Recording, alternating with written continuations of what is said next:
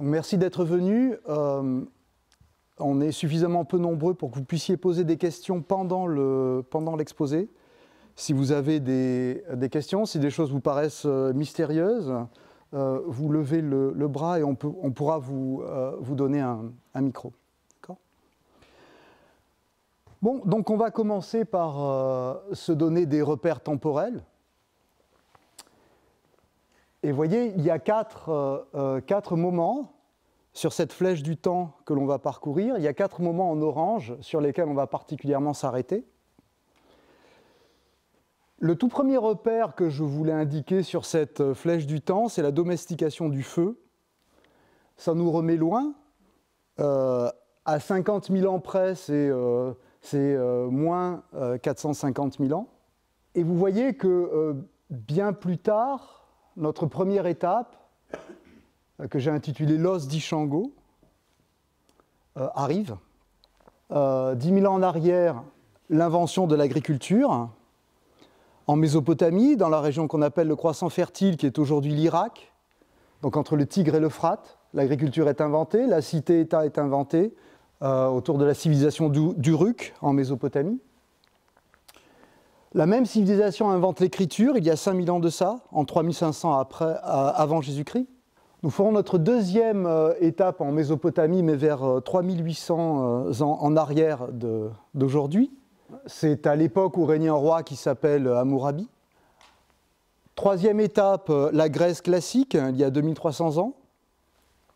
À peu près entre le 8e siècle avant Jésus-Christ et peut-être le 1er siècle avant Jésus-Christ. Et enfin, notre toute dernière étape, c'est il y a 99 ans. Nous parlerons d'un théorème qui a été démontré en 1924 par 2 mathématiciens qui s'appellent Banach et Tarski. Alors, notre première étape, comme je l'ai dit, c'est celle qui concerne un os, un bout d'os, qui a été trouvé dans la région d'Ishango, au Congo. C'est un os qui date d'il y a 20 000 ans. On ne sait pas s'il s'agit d'un os de babouin, de loup ou d'homme. Ça mesure à peu près 20 cm de long.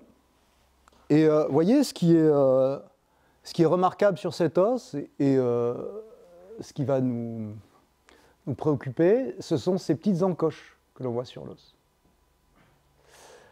Alors on a trouvé des os comparables un peu partout, en Afrique et en Europe. Je crois que le plus vieux remonte à 40 000 ans de ça en Tchéquie. Il me semble que c'est le plus vieux. C'est l'âge de pierre tardif, c'est l'époque où on peint des animaux sur les parois des cavernes. Et ce qui est intéressant dans cet os, c'est qu'on est dégagé de toute préoccupation artistique. Il n'y a que des encoches faites au silex. Alors, il y a plusieurs interprétations pour ces encoches. Elles sont regroupées par paquets. Et certains historiens ont voulu y voir les premières tables de multiplication ou de division. Ils ont voulu voir là une arithmétique des nombres premiers, etc., etc. Rien n'est moins sûr que tout ça. On n'a aucune idée du caractère mathématique de cet os. Donc on va prendre une hypothèse très basse. On va supposer qu'il s'agit d'un os qui sert à dénombrer. Toutes les fois qu'un fait se produit, on trace une encoche au silex sur cet os et on dénombre un événement. Donc on peut imaginer qu'il s'agit d'un chasseur qui dénombre le gibier qu'il tue. Bon, très bien. Alors, quel est l'intérêt de commencer un exposé qui parle des mathématiques et du langage avec un bout d'os qui est gravé avec du silex?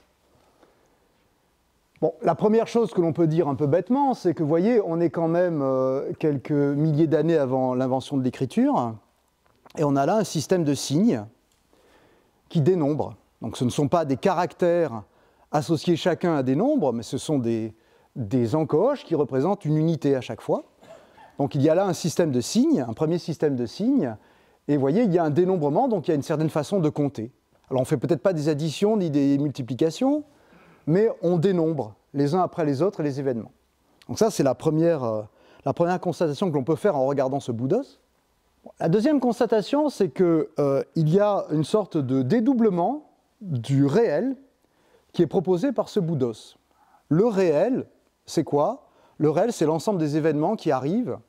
Donc je tue un sanglier, c'est le réel, c'est un fait, c'est un événement qui est singulier, qui arrive une fois, qui ne se reproduit plus de la même façon. On peut tuer un autre sanglier, mais dans un autre contexte. Donc le réel, c'est ce qui nous arrive, c'est l'ensemble des faits. Et vous voyez ici, ce qui se passe, c'est que chaque événement réel est matérialisé dans une sorte de réalité qui est la gravure de cet os par une encoche, à l'aide d'un silex. Vous voyez, il y a le réel et il y a la réalité, c'est-à-dire la façon dont on parle du réel. Donc cet os nous parle du réel, et d'une manière qui est pérenne, c'est-à-dire on a là un objet matériel qui ne périt pas dans le temps, qui peut s'échanger, qui peut se montrer. Vous voyez, j'ai tué autant de sangliers qu'il y a de traits ici, voyez. Et on parle d'un événement qui est passé. Donc il y a là la première constitution, enfin une constitution, peut-être pas la première, mais une constitution d'une réalité qui est apposée au réel ou opposée au réel. Et cette réalité prend corps dans un jeu de signes. On peut pousser encore l'interprétation plus loin et on pourrait dire qu'il y a là un premier principe de certitude, en ce sens que le chasseur est certain qu'il a tué autant de gibier que son souvenir lui dit qu'il en a tué, simplement en regardant cet os gravé. Donc il y a un principe de certitude. Je suis certain que j'ai tué tous ces sangliers, parce que j'ai gravé cet os et que je vous le montre. Donc la matérialité du signe donne une signification à la certitude. Donc il y a ici quelque chose qui peut se jouer, on peut voir que quelque chose se joue qui est de l'ordre d'une première règle de certitude matérialisée par un bout d'os. Je suis certain que j'ai fait quelque chose parce que j'ai mis en place un jeu de signes, avant de mettre en place un jeu de langage, un jeu d'écriture, j'ai mis en place un jeu de signes qui est finalement le mode de fonctionnement de cet os, qui représente à lui tout seul un premier principe de certitude. Ce qu'il faut retenir de cette diapositive, c'est qu'il y a une réalité qui s'oppose au réel, ou qui le concurrence, ou qui le dédouble, et une première règle de certitude, le « je sais que » est précisément ce mode d'utilisation de cet os. Dire « je sais que », c'est montrer cet os. Et ce qui va nous intéresser dans tout cet exposé, c'est le lien qui va être tissé entre le réel, donc vous voyez, le chasseur qui abat le gibier, la réalité, c'est-à-dire la façon dont nous parlons du réel, et un concept qui est le concept de vérité. Au point où nous en sommes dans l'exposé, peut-être que pour vous ces trois choses coïncident, mais il faut vraiment partir du principe qu'il y a là trois larrons qui sont a priori distincts. Quand on fait un effort de réflexion, on se rend bien compte qu'ils sont distincts, et on va voir comment ils vont se nouer et comment ils vont s'appeler l'un l'autre. Deuxième moment, la Mésopotamie. Alors vous voyez, sur la gauche là, de ce transparent, vous avez ce qu'on appelle une tablette mésopotamienne. C'est un petit objet d'argile qui fait 20 cm de hauteur et qui comporte des encoches qui ont été faites dans l'argile meuble à l'aide d'un coin de bambou. Et c'est une écriture dite cunéiforme parce qu'elle est faite avec un coin. Donc il s'agit de l'écriture des Mésopotamiens. Il y a un grand nombre de tablettes au département des Antiquités du Louvre, un grand nombre de tablettes mésopotamiennes.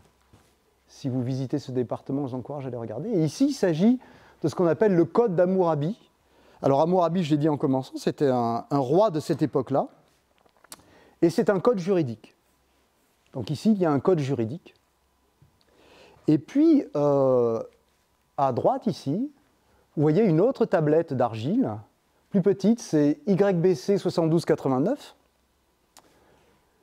Et ce qui est remarquable ici, c'est que les signes qui sont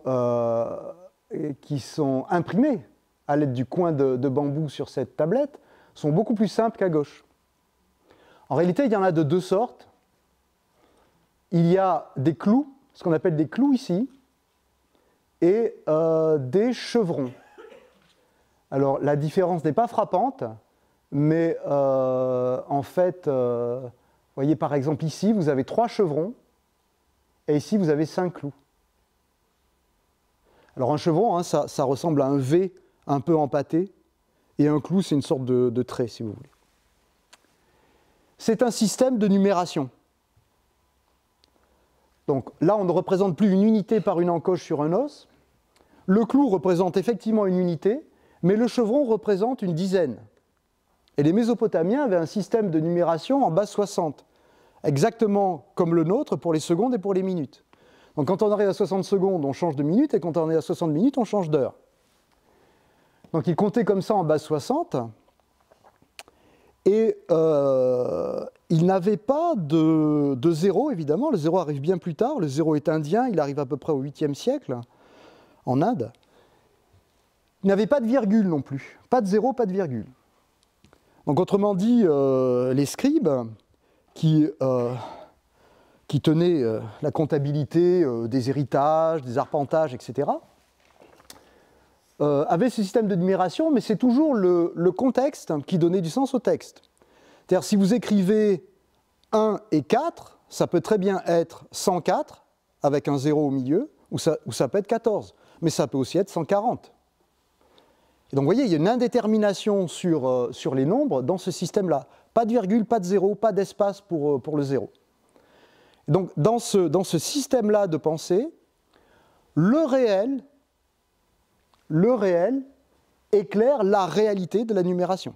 On a besoin de comprendre le contexte. Évidemment, si on hérite d'un certain nombre de chèvres, ce sera plutôt 14 que 1400, on peut le penser. Donc vous voyez, il y a une indétermination proposée par les signes, par l'écriture, qui est levée par le contexte. Alors les Mésopotamiens avaient une pratique des mathématiques assez évoluée, comme un peu plus tard en Égypte, c'est à peu près le même niveau de pratique, et comme encore un peu plus tard en Chine. Mais leur rapport aux mathématiques n'est pas du tout le nôtre. C'est-à-dire qu'ils ont quelques théorèmes, mais ils ne se préoccupent pas de leur démonstration. Ils les énoncent et ils les utilisent. Donc ils ont un point de vue très utilitaire des théorèmes. Alors ici, vous reconnaissez un carré avec ses deux diagonales. Autrement dit, vous reconnaissez un triangle, ici rectangle, avec un angle droit ici. Et si vous comptez les clous et les chevrons, hein, vous voyez 35. Donc je l'ai dit, un chevron c'est 10, un clou c'est 1. Donc vous avez 25, 35, 10, 51, 24, 1, 42, 30. Vous avez tous reconnu en base 60 une approximation de 1 sur racine de 2. Autrement dit, il y a ici un énoncé du théorème de Pythagore, pas dans un cadre général, mais dans le cas où cette longueur-là est 1, ce que dit cette tablette, c'est que cette longueur-là est racine de 2. Et son inverse est aussi donné, 1 sur racine de 2 est donné. Et ce que faisaient les Mésopotamiens à l'époque, c'est de dresser de longues listes de cas, au terme desquels ils prétendaient avoir résolu tous les problèmes. Et donc, ils ne s'intéressaient pas à la nature des objets, ils ne s'intéressaient pas à la question des nombres. Est-ce que pi existe? Est-ce que pi a des décimales? Combien? Vous voyez, est-ce qu'il y a une périodicité dans les décimales? Tout ça, c'était des problèmes qui ne nous intéressaient pas du tout. Ils avaient un point de vue très pratique, très utilitaire, et ils dressaient des listes de cas pour épuiser tous les problèmes qu'ils pouvaient rencontrer. Et dans tous les domaines. Dans tous les domaines, notamment dans le domaine médical. Donc voici une traduction d'une tablette médicale. Si un homme est malade de jaunisse, tu tremperas de la racine de réglisse dans du lait, tu laisseras reposer la nuit sous les étoiles, tu mélangeras dans de l'huile, tu lui donneras à boire et il guérira. Si un homme a sa fesse gauche qui est rouge, il traînera sa maladie. Si sa fesse droite est jaune, sa maladie changera. Si sa fesse gauche est jaune, sa maladie sera pénible. Si ses fesses sont jaunes, donc si les deux fesses sont jaunes, il sera anxieux.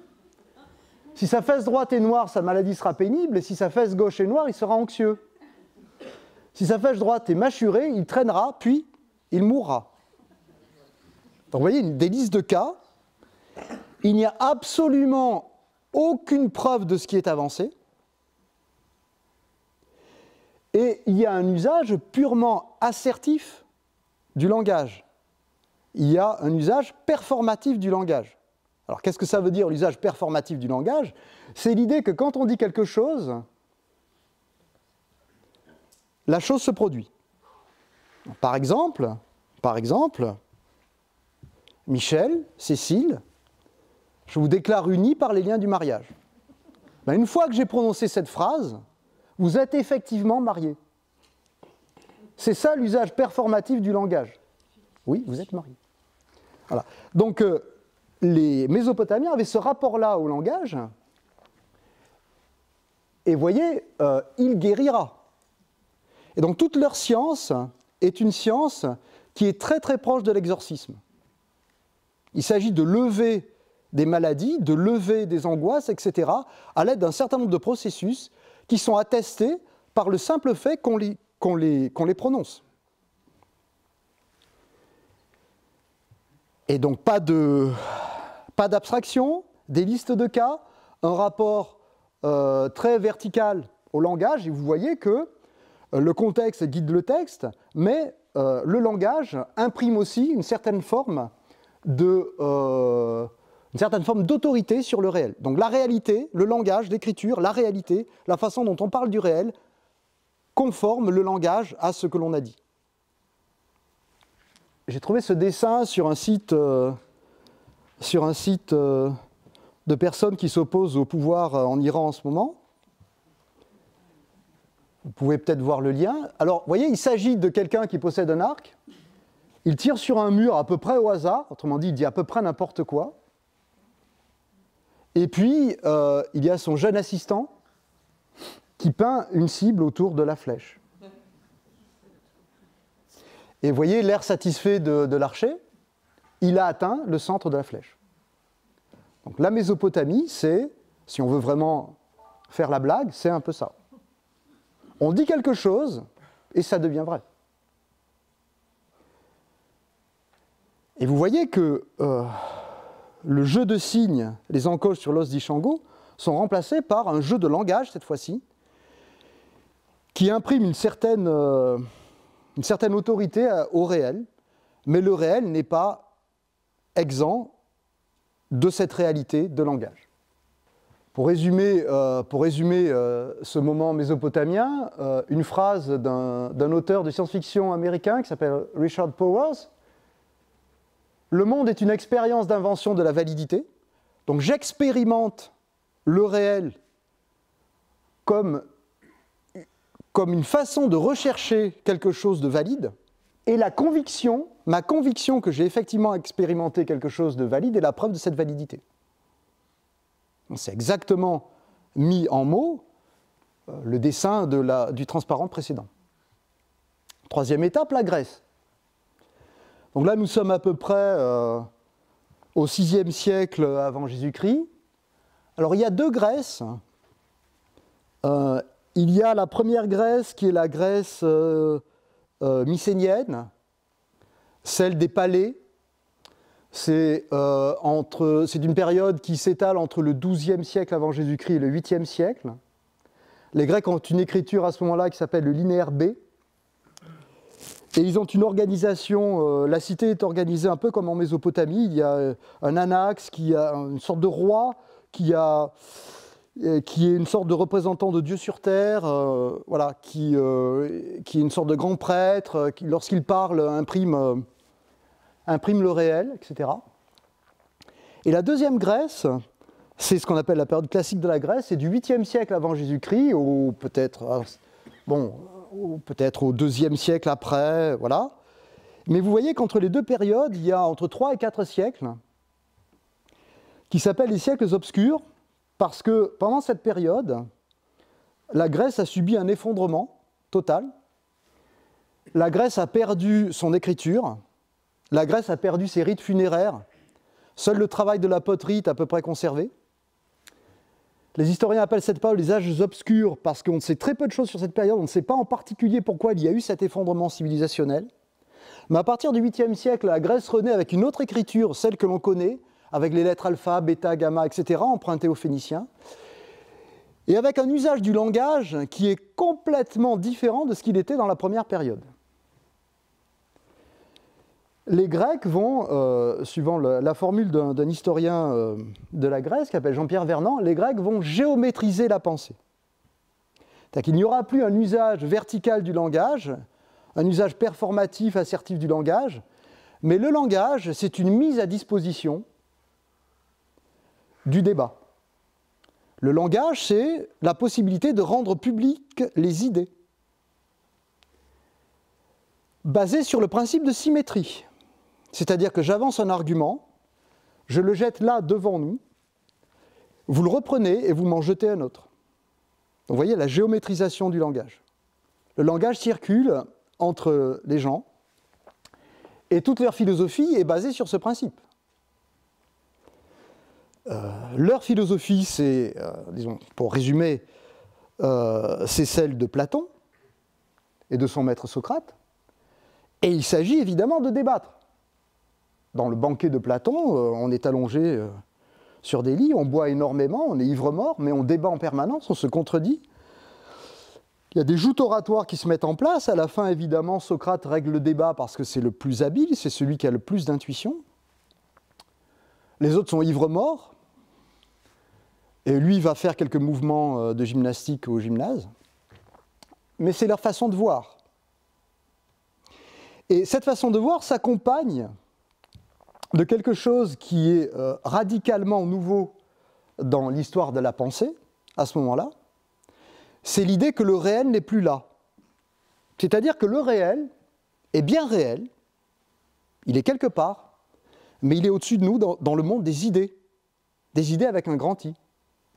Et ce que nous voyons, ce que l'on pourrait appeler nous le réel, ce fauteuil, cette plante, ce ne sont que des projections, des idées qui vivent au-dessus de nous et qui nous sont inaccessibles. On peut cheminer vers ces idées en raisonnant par le langage bien calibré par la logique, celle qui est fixée par Aristote. Donc vous voyez, l'os d'Ishango nous permettait de représenter le réel dans une réalité toute matérielle.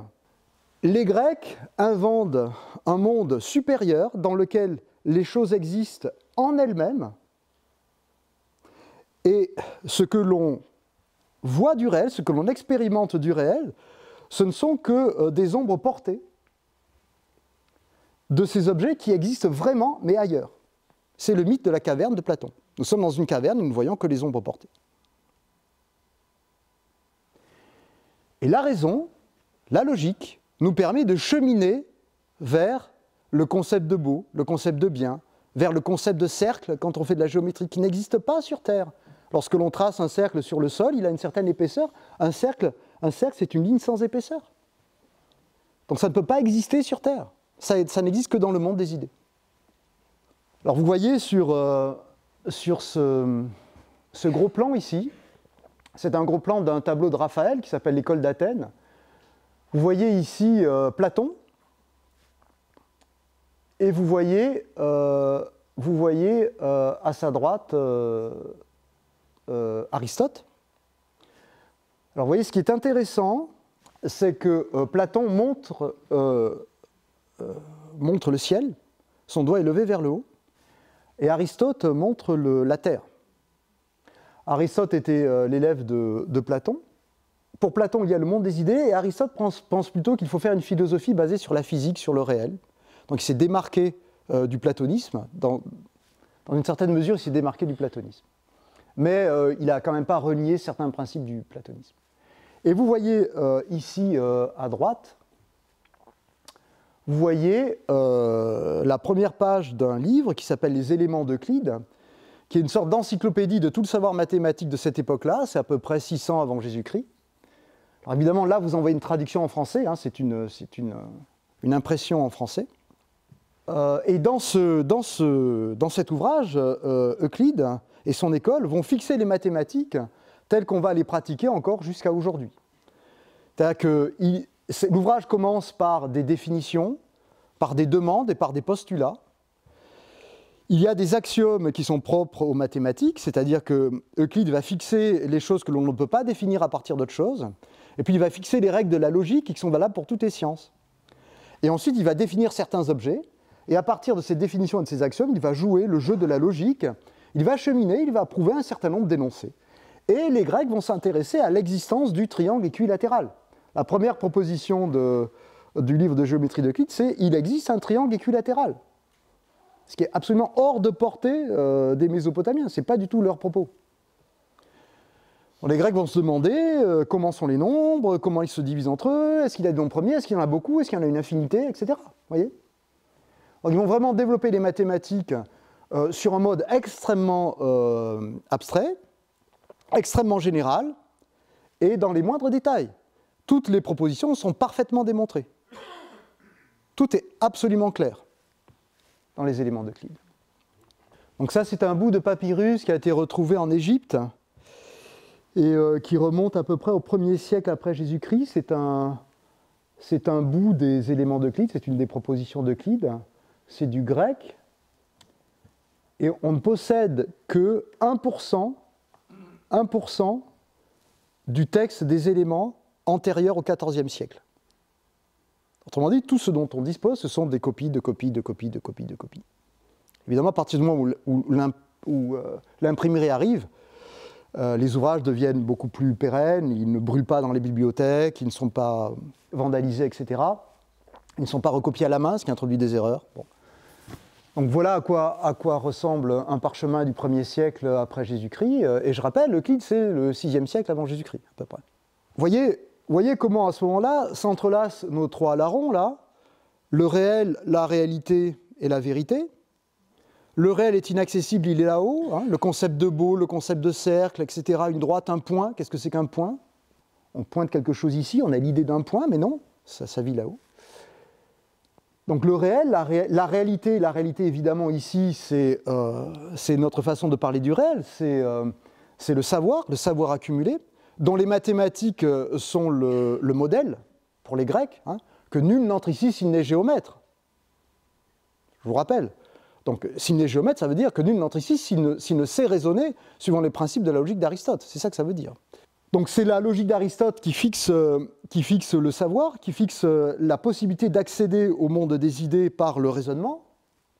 Évidemment, le concept de vérité fait tenir tout ça. Mais alors vous voyez que si on est persuadé que les objets mathématiques existent en soi dans un monde qui nous est supérieur, les propositions mathématiques deviennent nécessaires. C'est d'ailleurs, on n'a pas le choix. Les objets existent déjà là-haut. Le cercle existe déjà là-haut, mais il existe avec ses propriétés. Donc nous n'avons qu'à les dévoiler les unes après les autres. Tout est déjà écrit au ciel des idées. Les mathématiques existent déjà, elles sont déjà écrites dans le monde des idées, et ce que nous faisons, nous, c'est simplement les dévoiler sur une flèche du temps, finalement, on avance, et puis on n'avait pas le choix. Et bien sûr, ce faisant, on produit de la logique, on produit du savoir, et cette façon de produire le savoir, cette façon d'argumenter, conforte l'idée qu'il y a effectivement quelque chose là-haut. C'est-à-dire que comme on peut parler des propriétés du cercle, c'est bien que ces propriétés du cercle existent quelque part. Vous voyez comment vont se répondre les concepts de réel inaccessible dans le monde des idées, la réalité construite au sein des mathématiques sur le mode logique, et ce concept de vérité qui tient tout ça ensemble. Alors pendant à peu près 1000 ans en Occident, on ne fera plus de mathématiques.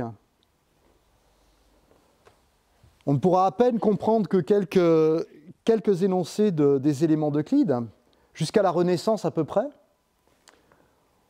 où des gens comme Fermat, Viette, Descartes en France veulent renouer avec le monde grec, mais sur un mode complètement complotiste et complètement paranoïaque. Ils ont dans l'idée que les Grecs avaient un truc pour parvenir à leurs énoncés, et que les démonstrations que l'on trouve dans les éléments d'Euclide ne rendent pas du tout compte de leur truc. Les démonstrations, quand on les lit, semblent tomber du ciel des idées, bien sûr. Descartes, Viette et Fermat ont dans l'idée qu'ils avaient un truc, qu'ils avaient une façon de raisonner, qu'ils nous ont caché, et que leur raisonnement leur a permis de bâtir des démonstrations qui sont parfaitement correctes, mais qui cachent leur intuition. Et ils vont appeler ça l'analyse. Ils vont procéder par analyse et synthèse, comme on dit aujourd'hui, et Descartes, Viette, Fermat, etc. vont inventer la géométrie analytique, par exemple. Et toute leur philosophie, parce que ces gens sont aussi des philosophes, hein, Leibniz, par exemple, Leibniz et Descartes sont des philosophes, toute leur philosophie est bâtie sur ce principe qu'il y a un ordre dans l'univers, ce qu'on appelle une mathésis universalis, c'est-à-dire un ordre caché, un univers bien ordonné, et qu'on peut, suivant les principes de la raison, on peut y accéder, que rien ne va être caché si on est suffisamment patient et si on raisonne suffisamment longtemps. Leibniz avait même le projet de bâtir une philosophie basée sur les signes. Pour lui, simplement en attribuant des signes ou même des couleurs à des notions et en composant, en faisant du Lego avec ces notions, il allait pouvoir décrypter tout le monde entier. Il avait vraiment l'idée d'une structure organisatrice. Je pense que nous continuons à raisonner sur ce mode-là. L'idée que l'univers est bien ordonné et que l'on peut percer ses secrets par la logique. Et évidemment, le premier à s'en émouvoir, vous le savez peut-être, c'est Nietzsche. Donc là, il y a un petit texte de Nietzsche qui est très très intéressant à lire et qui peut peut-être en choquer certains. Alors on va essayer de le lire. Que nous dit Nietzsche? Beaucoup plus tard, dans un monde 1000 fois plus éclairé, donc il dit plus tard que l'époque mésopotamienne, dans un monde plus éclairé, il veut dire dans la Grèce, la certitude subjective dans le maniement des catégories de la raison, c'est-à-dire l'idée que se fait du sujet que manier la raison va effectivement opérer quelque chose dans la réalité du savoir, vint à la conscience des philosophes. C'est-à-dire les philosophes prennent conscience de l'opérabilité de la raison sur le réel. Ils conclurent que ces catégories ne pouvaient pas venir empiriquement. Tout l'empirisme est en contradiction avec elles. Effectivement, c'est ce que je vous disais. Quand vous commencez à produire du savoir, vous avez vraiment l'impression que vous ne faites que dévoiler quelque chose qui existe déjà. D'où viennent-elles donc? Et dans l'Inde comme en Grèce, on a commis la même erreur.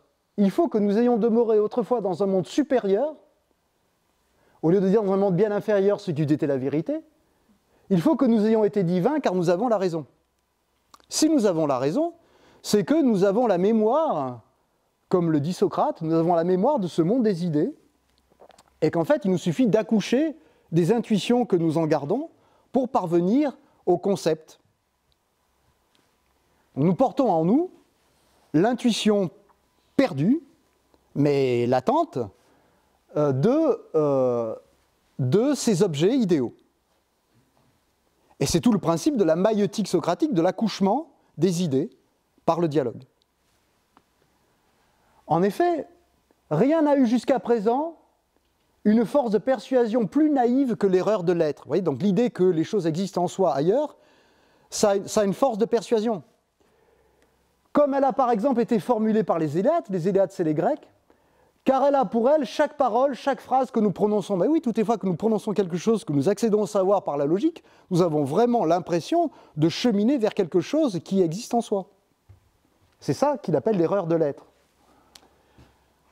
La raison dans le langage, alors attention, un truc qui n'est pas du tout MeToo, ah, quelle vieille femme trompeuse, mais vous voyez ce qu'il veut dire. Je crains bien que nous ne nous débarrassions jamais de Dieu, puisque nous croyons encore en la grammaire. Cette phrase est extrêmement profonde, elle est devenue très célèbre. Je crains bien que nous ne nous débarrassions jamais de Dieu, puisque nous croyons encore en la grammaire. Donc l'idée que dans la réalité des savoirs, dans la réalité du langage, il y a un principe organisateur qui repose sur la logique, sur la raison, sur la grammaire, et que cette grammaire est alimentée par l'idée de l'être, ce que nous dit Nietzsche, c'est que c'est une erreur fondamentale. C'est une croyance, c'est ça qu'il nous dit. Ce qui est important ici, c'est pas Dieu, c'est pas grammaire, c'est croyance. Nous croyons en la grammaire. Il ne dit pas que la grammaire n'existe pas. Il dit que notre rapport à la grammaire est un rapport de croyance, basé sur l'idée qu'elle détient en elle un principe heuristique, un principe de découverte automatique. Quatrième étape, on va jouer. Christian se réjouit. Christian est retraité, et vous savez, à cet âge-là, c'est le déclin. Et il adore les puzzles. Il passe des après-midi entières depuis qu'il est à la retraite à faire des puzzles. Et vous voyez comment ça fonctionne, les puzzles. Donc vous avez 4 morceaux à gauche, 2 noirs, un bleu et un rouge, et puis vous les bougez, vous les assemblez, puis vous formez une autre figure, mais vous ne les avez pas déformés, ce sont des morceaux rigides, on est bien d'accord. Vous avez fait glisser sur la table, vous avez opéré ce qu'on appelle les translations, puis vous avez un peu tourné, vous ne les avez pas retournés. Glisser, tourner, d'accord? Translation, rotation. Alors vous allez voir, il y a une personne dont on ne voit que les mains, qui a devant elle disposé des morceaux de bois, qui ont une certaine épaisseur, mais l'épaisseur ne compte pas dans la démonstration. Et ces morceaux de bois sont assemblés sous la forme d'un rectangle. Et ce rectangle est encadré par un cadre mobile. Donc le cadre est ajusté, et la personne, au départ, enlève le cadre, elle le pose à côté, et puis elle prend une pièce qui n'était pas là au départ, une pièce qui est un nouveau rectangle. Elle ajoute ce rectangle aux autres pièces, elle bouge les pièces, elle reforme un rectangle, donc elle a ajouté de la surface en quelque sorte. Elle a ajouté de la surface, et vous allez voir ce que vous allez voir. Voilà. Donc c'est ce que je vous disais, hein, vous voyez, un rectangle, et vous voyez, constitué de sous-rectangles, de trapèzes, etc. Et vous voyez les pièces additionnelles à gauche, là. Et il y a un cadre noir autour. Donc vous allez voir, je lance la vidéo. Vous voyez le cadre noir? Donc la personne... Vous voyez, le cadre est ajusté, donc la personne enlève le cadre, elle rajoute une pièce.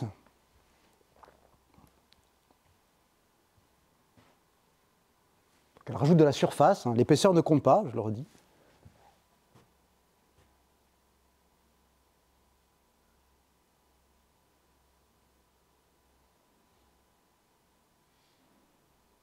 Elle forme un nouveau rectangle avec un peu plus de surface.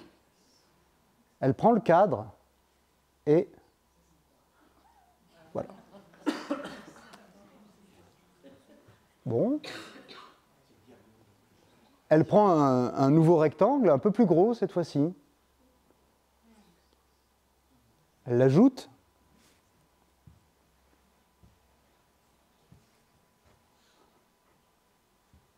Elle forme un nouveau grand rectangle. Elle prend le cadre, remet le cadre. Ça vous plaît? C'est bien, hein? Bon. Trouvez ça sur YouTube, hein. Il n'y a pas de trucage. La personne ne change pas de cadre, vous voyez, c'est toujours le même cadre. Il n'y a pas de trucage. Alors qu'est-ce qui se passe? Comment? Il y a des espaces. C'est ça. C'est-à-dire que le cadre, en fait, n'est pas parfaitement ajusté. Donc au départ, vous voyez, le cadre, il est un peu plus large, mais réparti sur le périmètre du cadre, il y a une surface qui nous paraît infime. Elle est juste répartie sur le périmètre du cadre. Quand on ajoute de la surface matérialisée par un rectangle, on voit bien à l'œil qu'on ajoute de la surface. Mais cette surface va se répartir à nouveau par ce jeu de puzzles là, il va se répartir à nouveau le long du cadre. En fait, le cadre est encore mieux ajusté la deuxième fois. Dans la surface qu'on a ajoutée, il vient combler le petit espace que l'on avait, puis lorsqu'il ajoute la deuxième pièce, là on ajuste vraiment. Voyez. Donc il n'y a pas de trucage. Il y a même un théorème qui vous dit qu'en fait, quelles que soient les pièces, quelle que soit la forme des pièces que vous prenez, sur une table comme ça, quand vous les bougez, eh bien, vous pouvez leur assigner à chacune une notion de surface, une notion mathématique de surface, et puis vous formez une figure, et la figure de la surface formée, c'est la somme des surfaces des pièces qui la composent. Ce qu'on appelle l'additivité de la surface. Les aires s'additionnent. On va jouer maintenant en 3 dimensions. Et tout le monde a joué à ça. Vous savez, ce sont des casse-têtes en bois. Ce sont des boules qui sont décomposées en un certain nombre de morceaux, un nombre fini de morceaux. Elles sont pleines, hein. Ces boules sont pleines. Et puis, on les désassemble.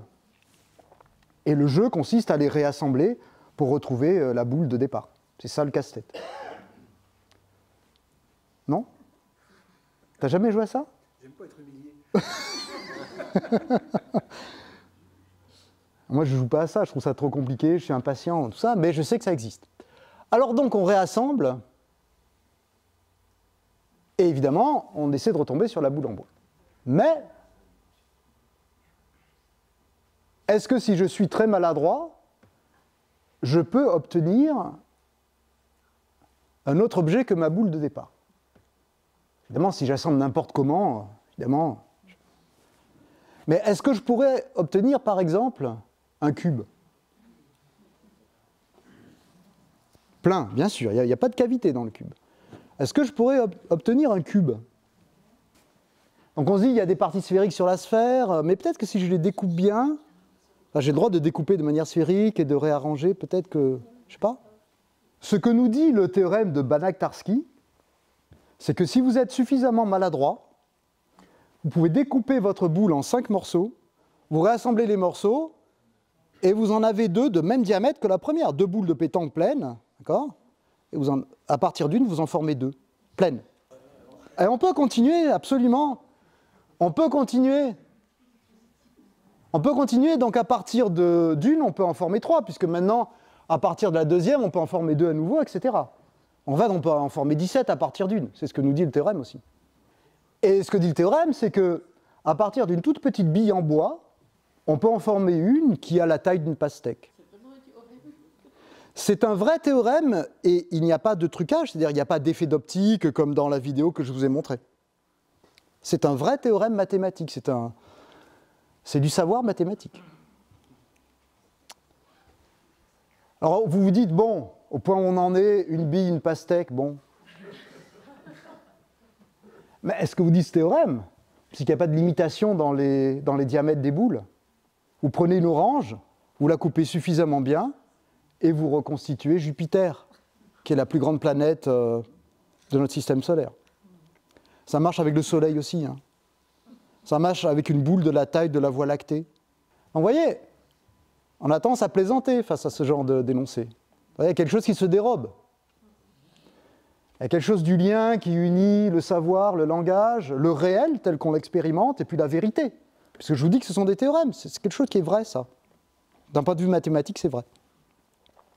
Vous voyez comment ces 3 notions se dénouent ici. Bon, donc il s'agit d'un vrai théorème, parfaitement démontré,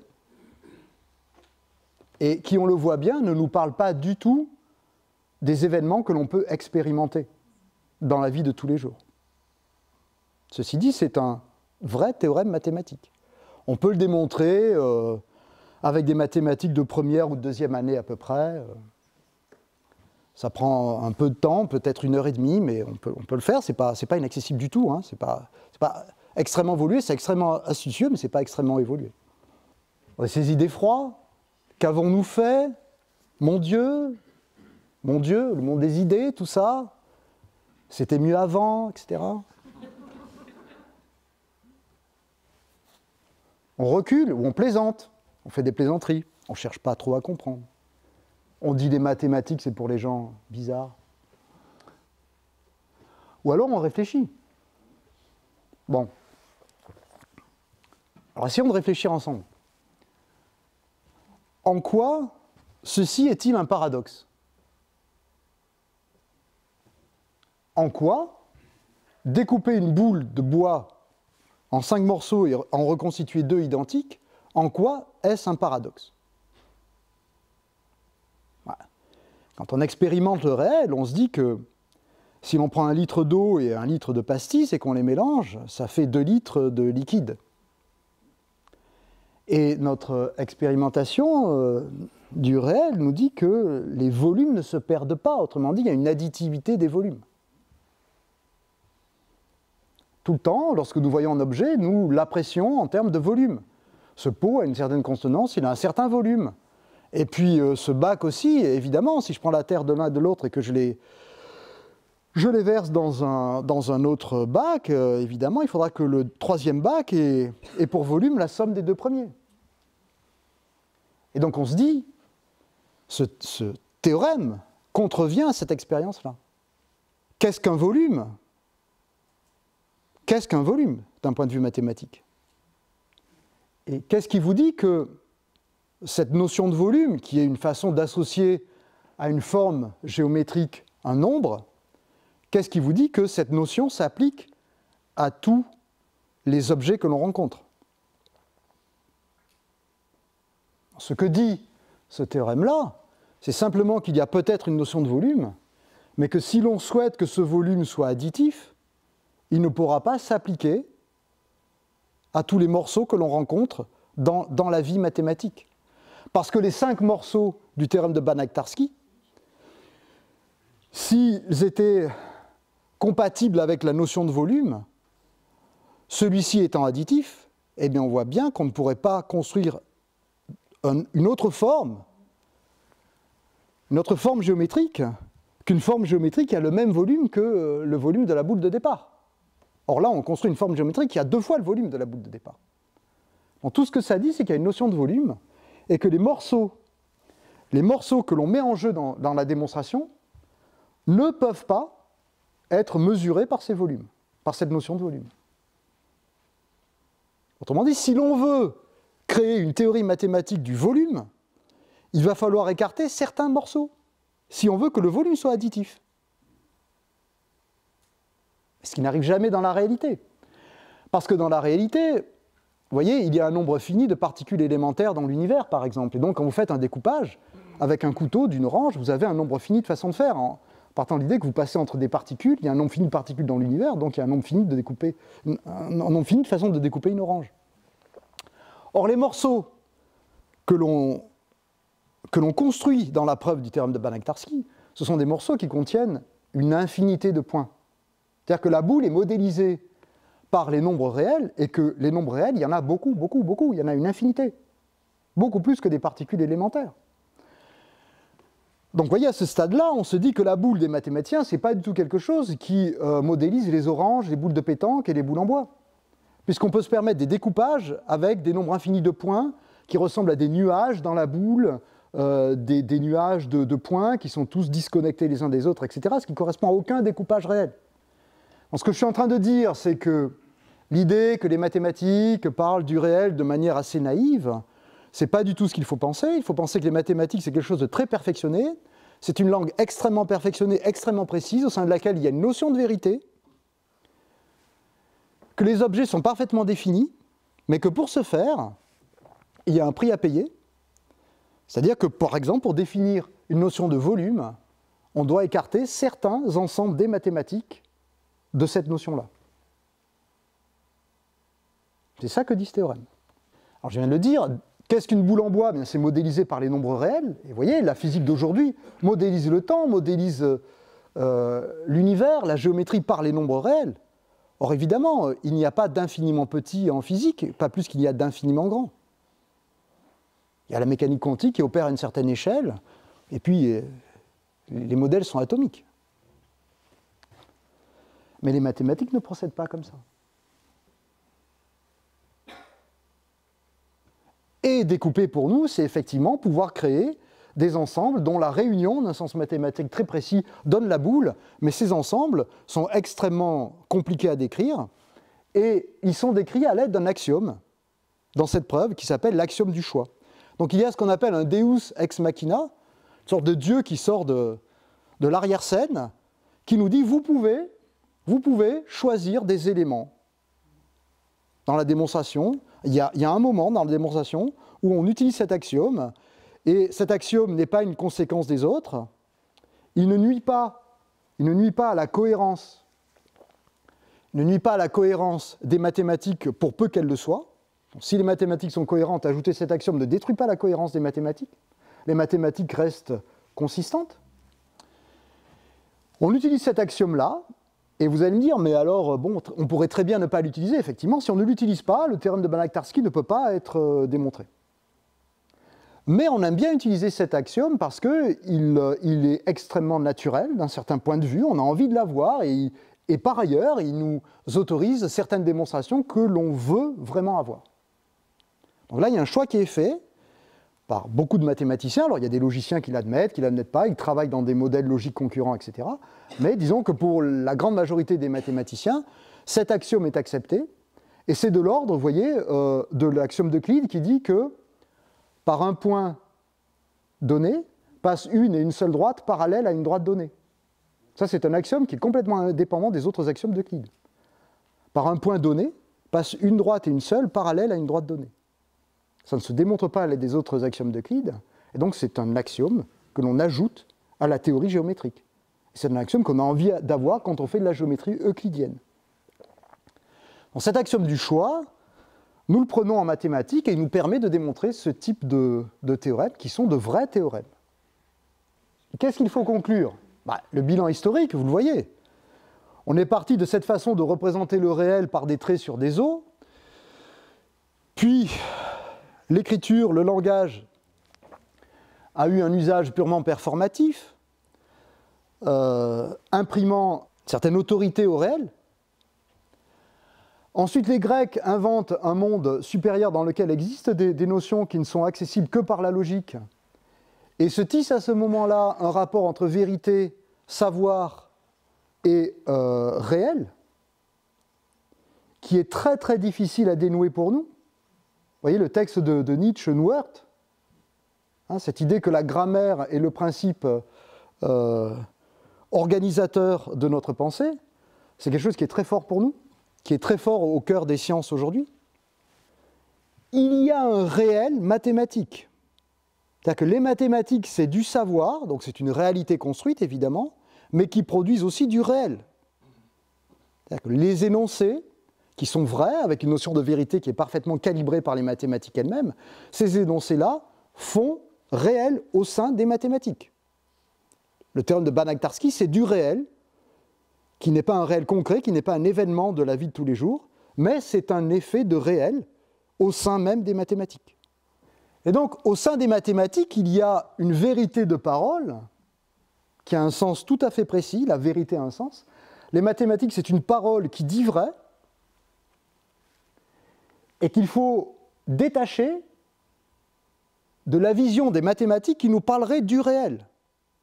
C'est-à-dire que, vous voyez, cette vision selon laquelle la nature parlerait le langage des mathématiques et qu'en faisant des mathématiques, on ne ferait que dévoiler les secrets, les mystères de la nature.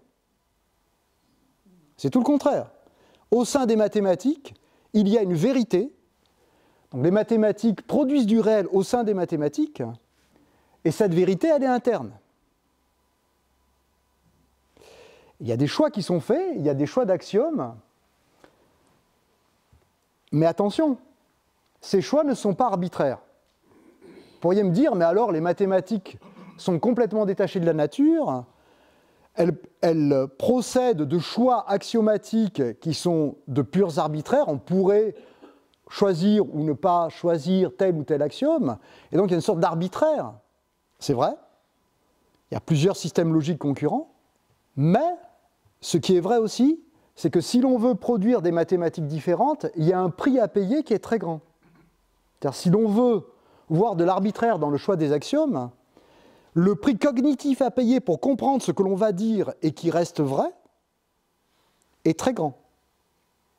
Et on se trouve face à une difficulté pour produire du savoir. Il devient très difficile de produire du savoir, c'est-à-dire que nous avons du mal à l'organiser. Nous avons du mal à organiser en savoir ces mathématiques-là qui reposeraient sur des axiomes qui nous seraient un tout petit peu hétéronomes, un tout petit peu étrangers. Donc les mathématiques ne parlent pas de la nature, les mathématiques parlent d'elles-mêmes. Il n'y a pas de naturalité des axiomes, mais pour autant, On peut se tenir à égale distance du platonisme et du constructivisme, c'est-à-dire de l'idée que les mathématiques, c'est une pure construction formelle, parce que si on essaie d'en changer les règles, les choses deviennent très difficiles.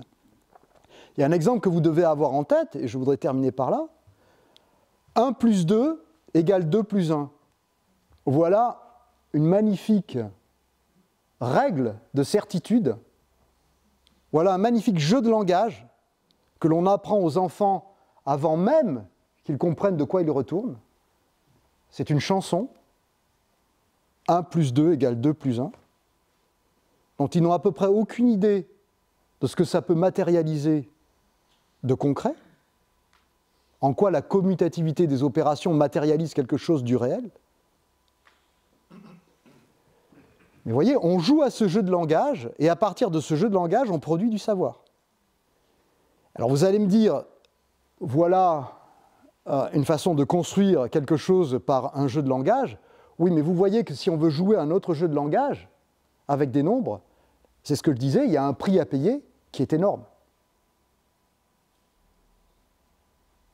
Donc nous sommes dans une situation où nous sommes à égale distance entre l'idée que le réel nous dicte ce que nous devons savoir et l'idée que finalement tout ça c'est un peu dû au hasard et qu'on pourrait faire plein de constructions concurrentes qui seraient toutes aussi valables l'une que l'autre. Voilà, donc je vais m'arrêter là parce que je pense que j'ai un tout petit peu débordé.